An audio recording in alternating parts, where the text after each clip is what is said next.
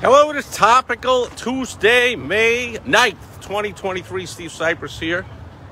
Coming out of doing a presentation, a little speaking at an event hosted by a client of mine, the great Robert W. Jones here at, she had to ask how to pronounce it, Venezia's or Venezia's Pizza here in Chandler, Arizona. And when I looked up the address, I saw there's multiple locations. Who knew? Thought there was only one, so very cool. I love businesses that build in successful systems and then scale and duplicate anyway.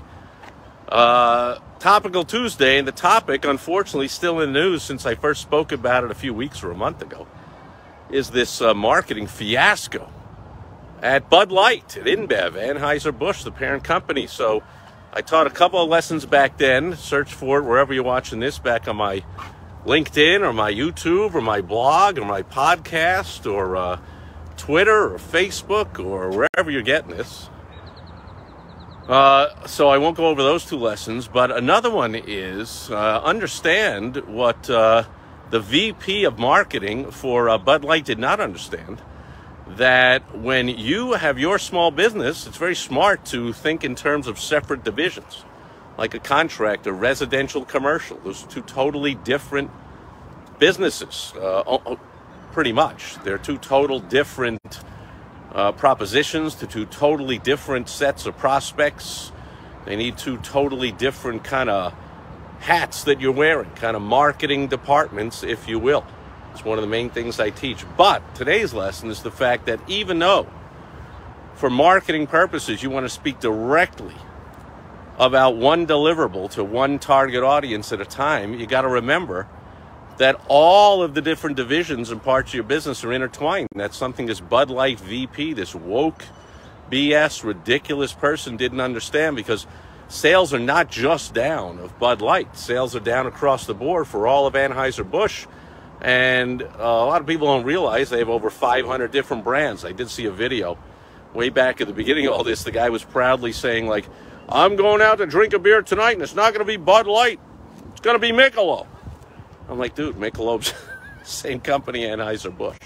You know, Stella Artois, Anheuser-Busch, on and on and on. So, I mean, marketing disaster for them. Their sales are way down. They'd be much, much lower if they didn't have some strategic agreements set up where they're in all kinds of stadiums and arenas.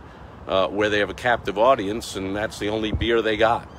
Otherwise, sales will be way, way down. But you can see, if you really look at it, that across the board, just because this was a stupid move made by a woke, someone with a marketing degree, but likely never ran a business in her life and knows nothing about actual marketing in the real world, made a big mistake on behalf of Bud Light.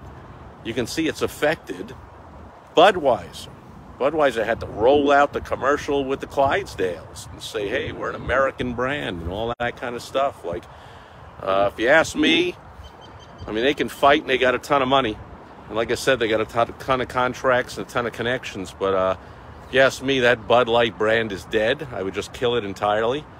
Start a new brand, call it red, white, and blue beer or whatever you do, and try and get back those people you really pissed off with your stupid marketing decision to insult them. Anyway, so that's the lesson today. Again, go back.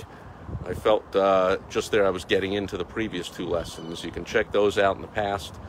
But today's lesson is, even though it's smart to compartmentalize your marketing, and even though if it's just a small operation, you got 5 or 10 crews of guys, you got 15, 20 trucks on the road, and you're a plumber. Residential, commercial, approach them two different ways in your advertising, sales, and marketing. However, today's lesson is to understand they're still intertwined.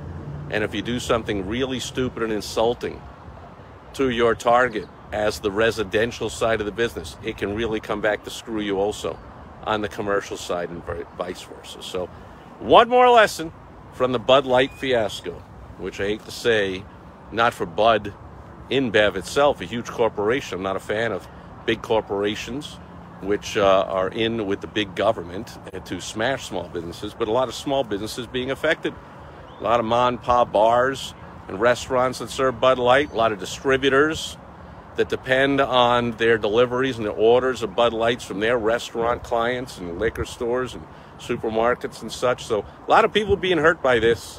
One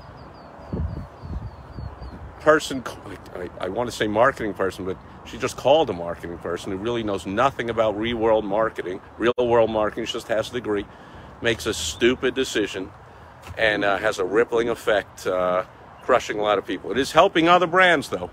So as in everything in life, nothing lasts forever.